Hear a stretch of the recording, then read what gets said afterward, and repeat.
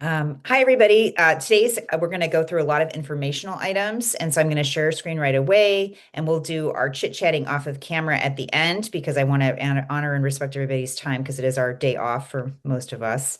And we're going to be just using this document and I'm going to send this to you when I'm done with all the edits on it that has the most current links.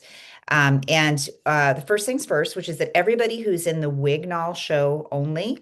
So if you have actual physical works in the Wignall show, the Wignall Museum wants to print out your CV and put it in a little binder on the desk. And so we're going to start sending you emails with links to this CV Dropbox, and I'll put that in the chat. And you should just drop your most current CV in there. You probably don't want to turn in a 15-page CV. If you have a two-page version, great, front and back, something like that. They're just going to print them all and put them in a book at the front. If they can't find it, they'll start Googling people's websites for it. And so they're a very efficient team. It's really only a few people collating all the information. It's amazing to me that they did as good a job with very few mistakes the last total we had was 57 people. And they took on agreeing to put bios in for people at the other location and the performers and everybody. So they really did a great job. We're going to take a look at the catalog guide today, and I'm going to share that with you. And it's kind of amazing how much information they got in that catalog in 25 pages. So we're really lucky that they've been so patient with us, and kind, easy to work with. If you go to the museum next week, you can pick up copies of the catalog guide, the posters, things like that early. If you just go to the opening, all that stuff is going to be available at the opening. This is the most recent press release I'm going to share with everybody.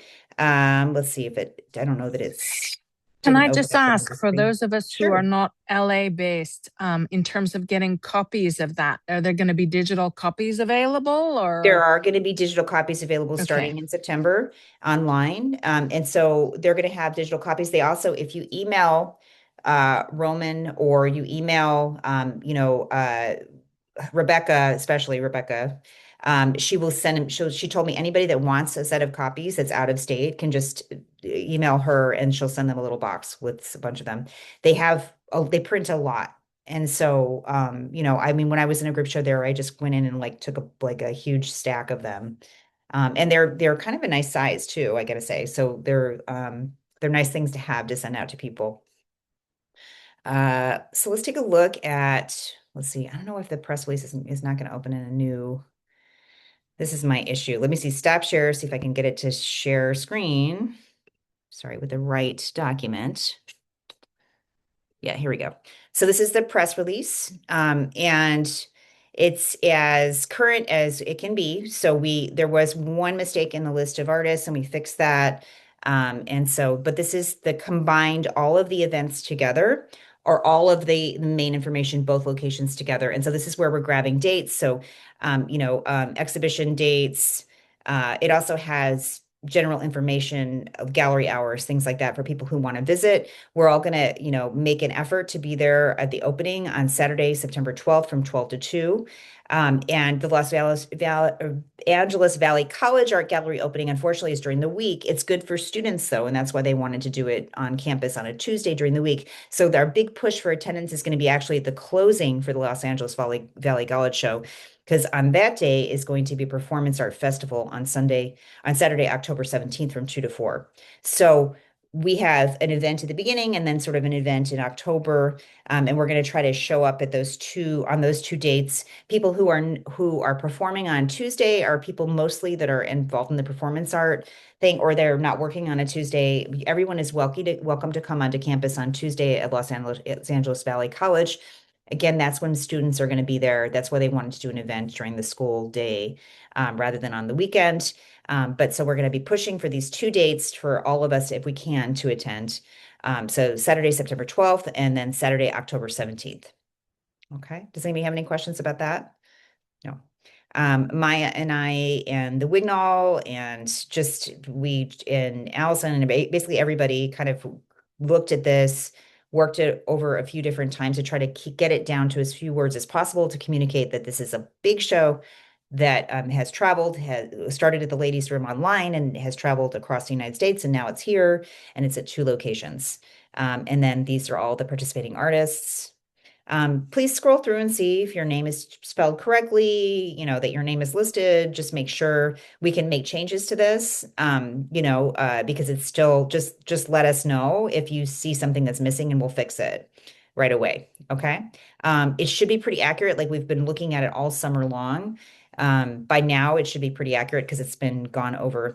We're going to start sending, and I would ask everybody if you have a friend who's a writer, or you have an acquaintance that's a writer, or you work on faculty with somebody who's an academic that's a writer, like at Otis, or Fullerton, send that person a friendly email and say, hey, I'm doing this thing. Check it out. It'd be great to see you there. We'd love to hear what you think. And in my experience, both as a writer and then also as somebody communicating with writers, the personal email saying something that connects you to that person who's writing, is the most effective tool to get press of any kind. And also remembering or reading something that that person has written and commenting on what they have written. So also having a genuine interest in the writers that you're communicating with and saying, hey, there's nobody in LA I'd love to have look at this more than Christopher Knight, because I mean he's not at the LA Times. I'm using him as an example because he's written about so many important feminist art shows, and I would love to hear what he thinks about this one. He's retired now, so I'm using him as an example, but that little tiny thing, like a little tiny, so I've already written to some people way in advance, like that I know personally outside of the group, and said, hey, heads up, we're doing this feminist thing. I'm going to be sending you a press release in the fall. It's coming. So things like that to build anticipation. So you might think, oh, I don't really know that person that well. It doesn't matter. As a writer, when I was writing for magazines, I got dry emails all the time from people. And, when I had a deadline coming up and I had to turn something in by the next day, and it was a Saturday, and I happened to be in wherever it was, that's the show that got written about. A lot of times it has to do with proximity and just things that are out of, like, we can't even imagine what would makes a show attractive to somebody to write about. But consistent, kind, friendly emails are the way to get press if you're curious about, how people get press for their work versus don't get press for their work.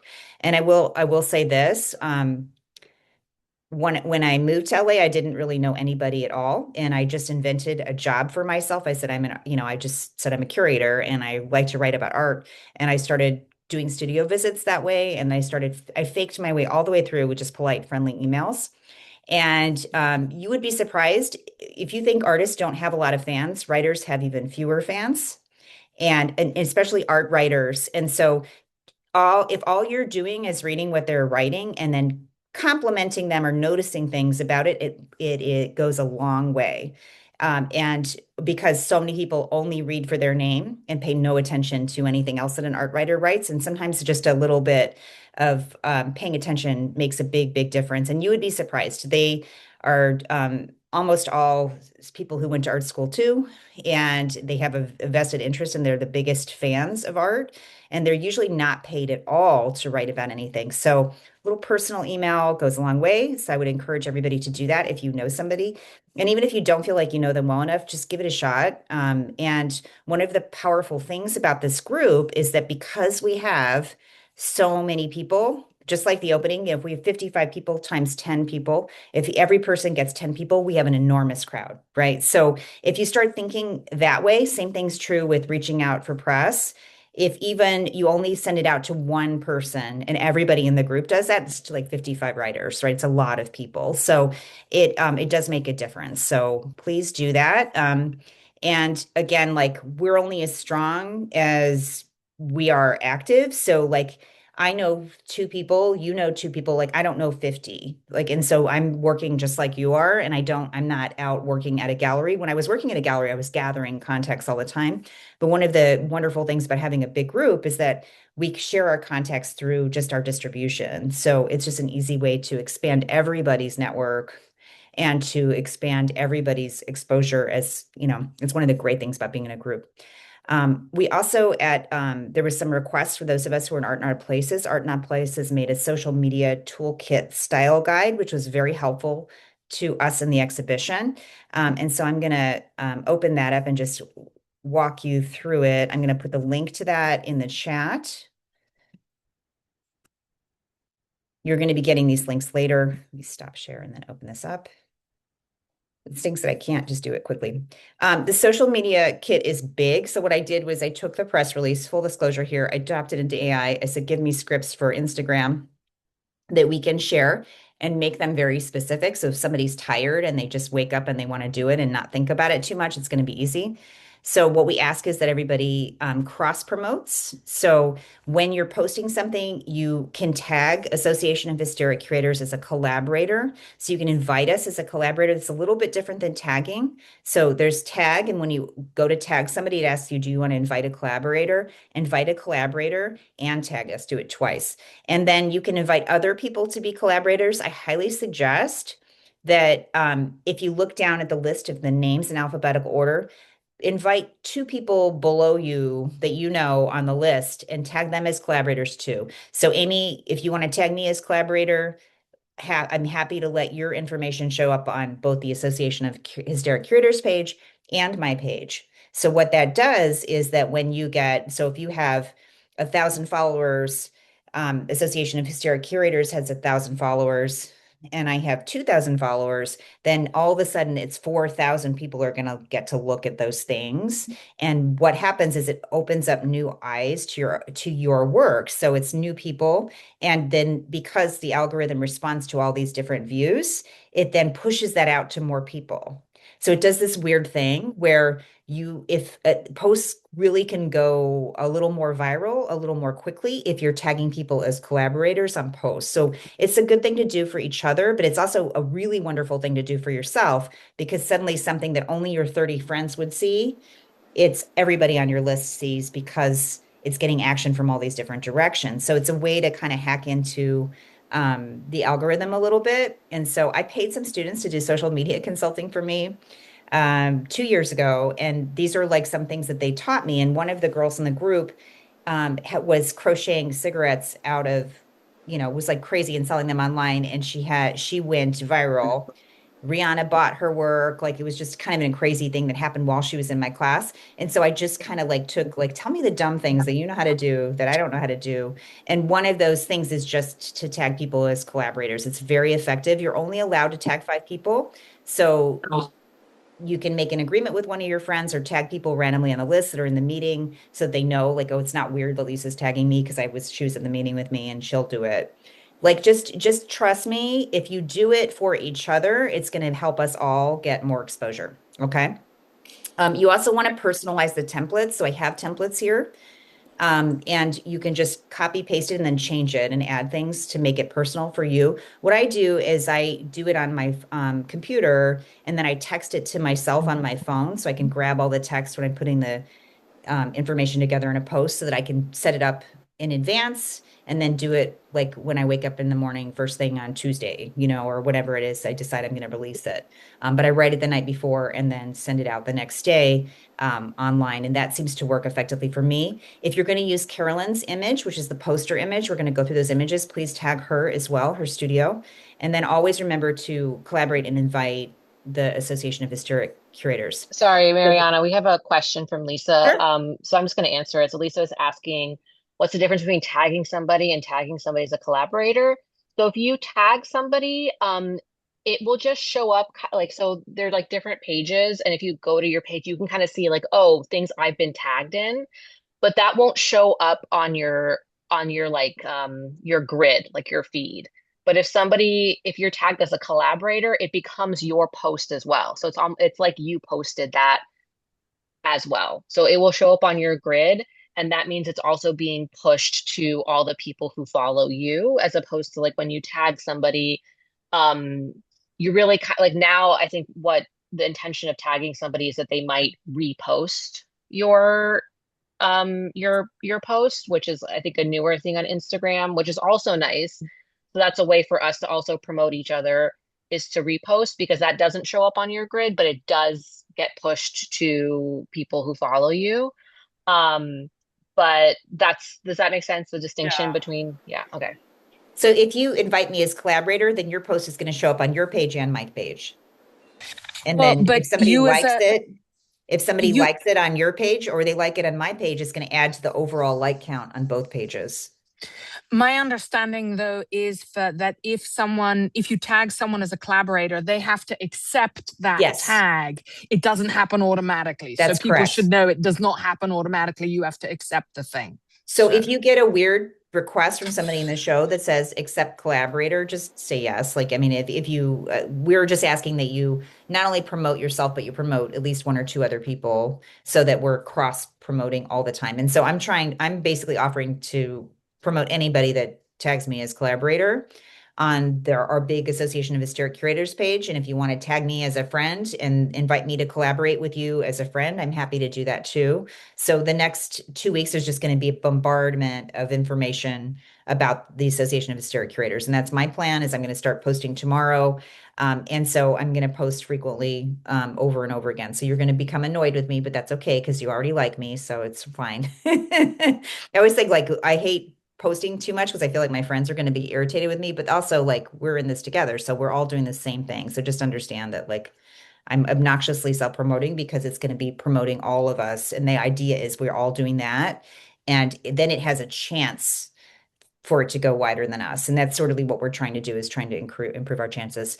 So these are scripts that have like the, ats in them. So the tags, it has some suggested uh, hashtags as well. Hashtags don't really work that well, so I'm not worried about it. But this is a basic for people in the Wignall Museum. I'm excited to be participating in a racket of banshees, goddesses and monsters reimagined, a multi-venue exhibition organized by the Association of Historic Curators, keeping it very simple. The title of my work can be included, and then you add a sentence or two about your work, which if you filled out the stuff for the Wignall Guide, you've already done, so it's pretty easy. And then this is the information about the opening reception. And you're going to link it to Chaffey College and the Wignall Museum so that they will, if people need information about how to get there or parking and stuff, they'll be directed to that. You can also do a separate post for parking if you want. And then this is the opening reception information, right? And same thing. This is during the exhibition, what to post. This is for Los Angeles Valley College participants, the works on paper participants, and it explains the title of the work, a couple of sentences about your work, same as the catalog. And then it talks a little bit about the performance and video installation, and then it has the opening reception information. Then when we get to post the second post, that's about the performance day, the day when everybody's going to be there to party with us and hang out with us, and a little more information. And the performance art festival, which highlights the performers. This is really for people that are in the festival, so they can talk about their performance and what it includes and use their promotional images. Like Monet has amazing promotional images that go with her work, and so we're going to be promoting that too. And that's kind of a neat thing too that we can share and cross promote. For everyone, when you get to the exhibition, post from the exhibition, either location, post your work, post the work of other people's work, tag it, add the title and the same information so it directs people back to it. A lot of times, at the opening, if you can post just a little bit of stuff about what's going on live, you can add it to your stories. It can be pretty simple, but it's just drumming up support. But all of this is available for us to use. I know that for Art in Odd Places, we used the templates, and it just made it a lot easier to organize posts in advance. Let's go back to stop share, the agenda. I know I'm going really quick because we got a lot of links. Does anybody have any questions about social media at all? No? Okay. Let me grab got too many tags open. Okay. Too many tabs, too many tabs. I'm having COVID flashbacks. Okay. And so we have different social media tiles. And actually, do you have a more updated set of links, Maya? Do you want to share those? I These think are that link should still work. I just okay, updated, got it. yeah, the name. Okay. So I'm going to let Maya take over explaining the social media tiles and how to use this platform, which is called Canva. You can do a couple of things. You can screenshot this and use this as an image, or you can download it and use it as an image that's an overall share for the group.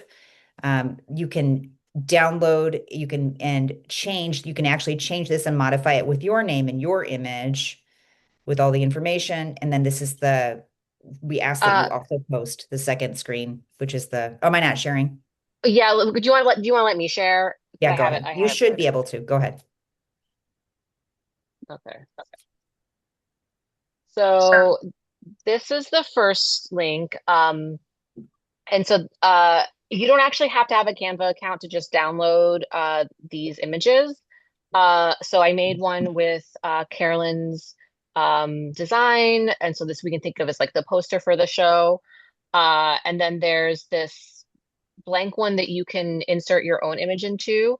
And then there's this one that has like all of our names. So if you just wanted to download and you didn't want to like customize, you just would hit this. I believe you can just hit this share button and just hit download. And then you can choose what format. So I usually do a PNG. And then you can also, if you just wanted to do this first image, you could, just do, sorry, you can just choose, which page you want to download. Um, so you can get those as PNGs, JPEGs, PDFs, whatever you want to do. And then the second link is just this image. And so you will need to create an account. You can use your Gmail. Different people have different feelings about using your accounts to make a Canva account. But the nice thing is that it's pretty simple to use. So this image in the middle here is just like a little placeholder for your artwork. So as an example, you can literally just drag an image into your window. Let me just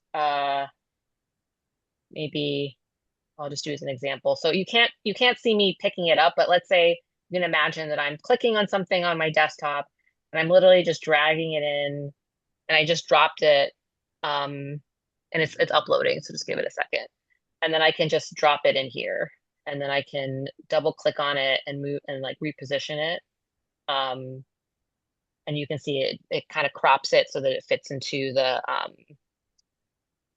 uh, into the layout. And then I can go in here and change this to my name. Um, I think the main thing though, sorry, I left this out, is when you sign in, you need to make sure you say file and make a copy because the link that I've shared is a template, so we don't want people editing it. So you would need to make a copy before you drag in your images. Let me just delete this so that it's still the template. Um, does anybody have any questions about how to use this? And oh, sorry. And so then similarly, you would just go to share, and then you can just download um your PNG onto your computer. Thank you for making that for us, Maya, to make it, like factual, organized, just easy to look at and easy to share. And these are, really easy to share on Instagram. So can I just ask just for clarification? So when we've opened this template, we have to make a copy first before we make any changes because otherwise we're altering the template. Yes? Yeah, I don't think you shouldn't be able to. I believe I have set it so that you cannot change it. Yeah. That would be good So because yeah. yeah. So the current setting is that you can only view it. So if you're Okay. like, why can't I edit it? It's because you need to copy it first. And then Got it. once Okay, it's great. your copy, then you can edit it. Perfect. So I put the link to all three of these in the chat if anybody wants it. And again, I'll just be doing that as we go. Okay. When you make a copy, it just appears it just appears there on your screen. Okay. Yes, it kind of Yeah, opens yeah. up another tab. So I'll just do it so you can see. So I just do file, make a copy, and then it opens a new tab. and then up here, and so now, if I was using another like account, it would just show up in my account now as like copy, and then I could just rename it like, Maya Racket of Banshees, just so I know that this is my version. Um, just like rename it, and then you can go in here and edit as you would like. Awesome. Thank you, Maya. I'm going to put in the chat, there's also a social media tile for all of the workshops, and those are coming up. Allison is going to be teaching a workshop. Susan Arena is going to be teaching a workshop. And so the Wignall did a special social media, workshop tile, which I'll share and show you guys, which when it comes down to that, if you are able to come in person and attend, there are two workshops, a collage workshop on Thursday, October 15th, and then Finding the Light with Allison, Thursday, October 8th. So those are coming up. And this is also kind of a beautiful, if you want to use this as a tile too, it's, it has the reception for the artist listed. So this is another option for you as a tile to share on social media. It has Carolyn's beautiful logo as well. Stop share. So we have lots of options for images to share. Does anybody have any questions about that? No? Okay, I'm just going to keep rolling along. Let's see. This is the fun part, the exhibition guide, which is everybody's going to be super stoked, I'm sure, to see, because it's kind of amazing. And let me put the link to that in the chat first so everybody can see it. This is, and I'm going to open it up. Let's see, for us to take a look. So this is really remarkable that they got this done in the time that we have. So here's Carolyn's image on the cover. And then this is the layout of the book. With Rebecca's statement, Anka's statement, and then this is how the pages are laid out.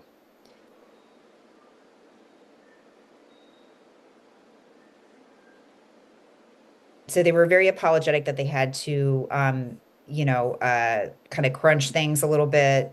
And I believe that there are not images for some of the works on paper things and some of the performances. So it's a little inconsistent, but it's pretty amazing to me how much they were able to do. I believe that there are only images for the pieces in the film that's at the Wignall show. And then the other work they just included as descriptive text in order for size and but this way everybody has this for their portfolio. This is the Ask Art section, which is an education section that I wrote. And then we also have, in addition to this, so essay prompts for teachers, in addition to this publication, which will be available at the museum, we also have a poster that's going to be available to teachers at the museum. And let me see if I can get back to that to show you guys. And that one is designed by ROG. And it includes a lesson plan that Allison and I worked on that is, it's just really exciting to be able to work on all these different things. It's over here together as a team, because we do have so many different people with so many different skills. And so this was, let me see, final front edit.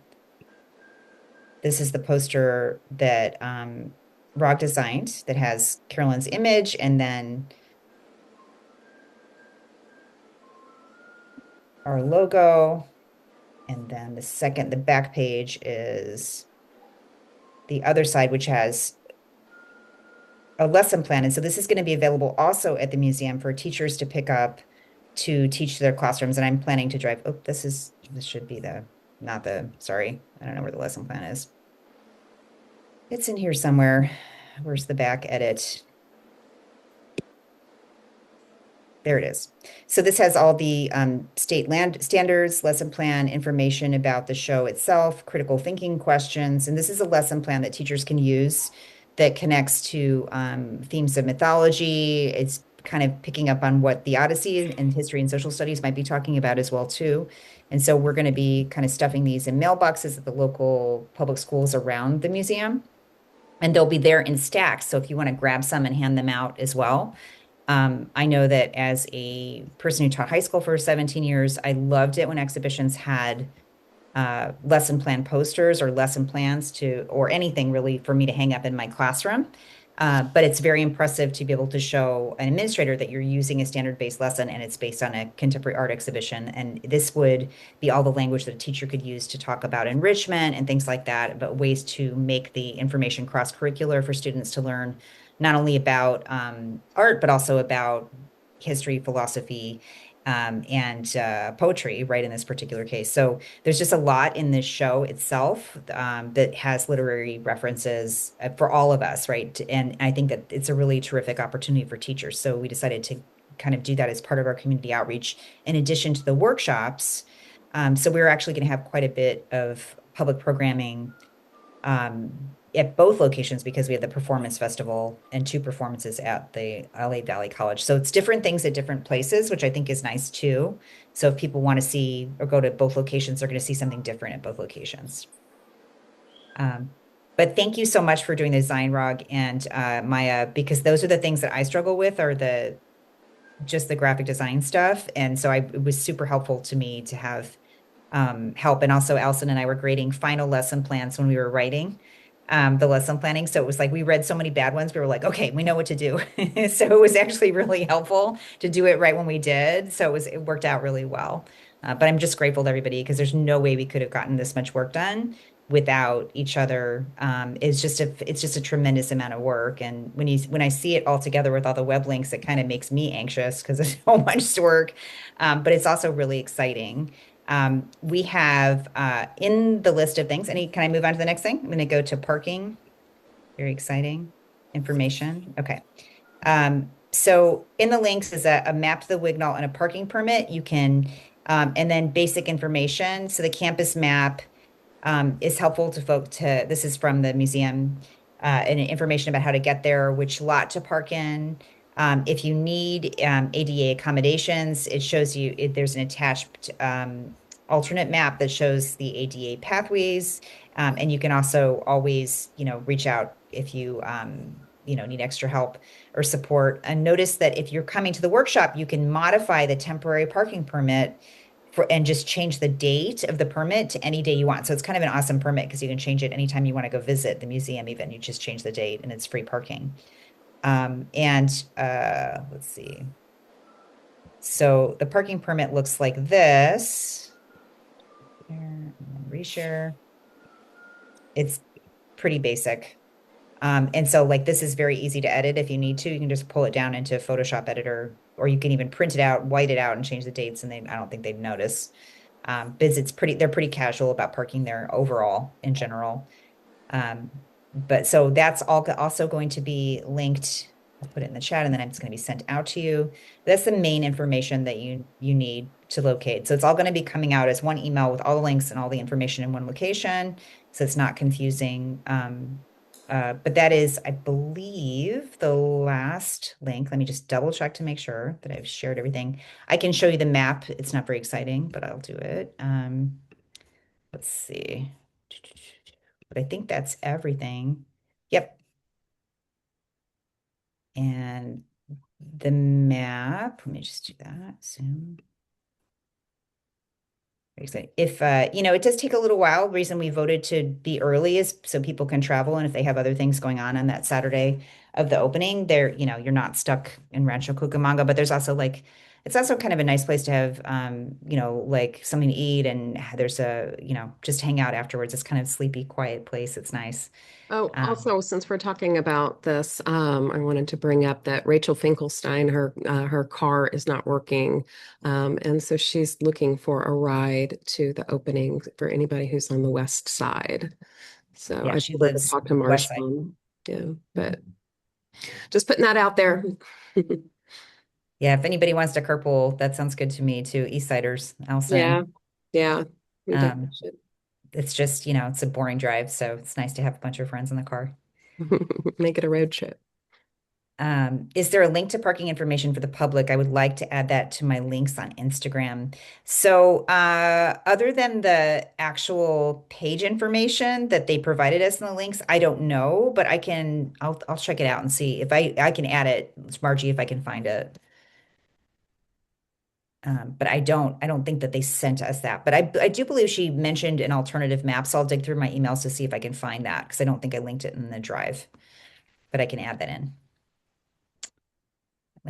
Should I stop recording? I think we got everybody's major questions. And then we can just talk. Stop recording.